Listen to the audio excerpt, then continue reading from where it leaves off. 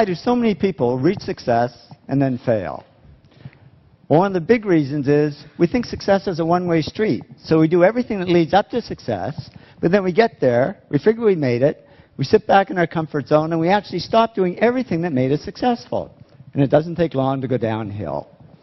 And I can tell you this happens because it happened to me.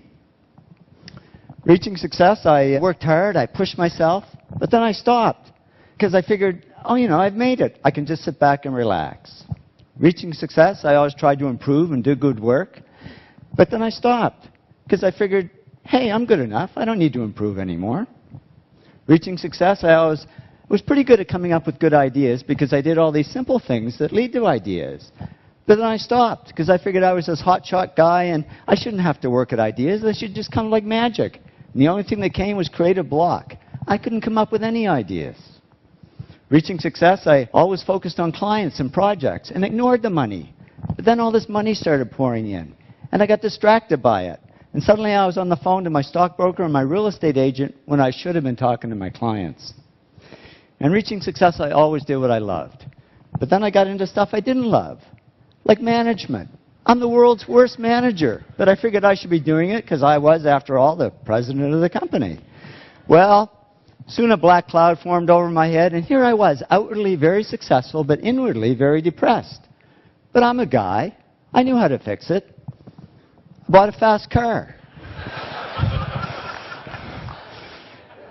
It didn't help. I was faster, but just as depressed. So I went to my doctor. I said, Doc, I can buy anything I want, but I'm not happy. I'm depressed. It's true what they say, and I didn't believe it until it happened to me, but money can't buy happiness. He said, no, but it can buy Prozac. And he put me on antidepressants. And yeah, the black cloud faded a little bit, but so did all the work. Because I was just floating along. I couldn't care less if clients ever called. And clients didn't call. Because they could see I was no longer serving them, I was only serving myself. So they took their money and their projects to others who would serve them better. Well, it didn't take long for business to drop like a rock.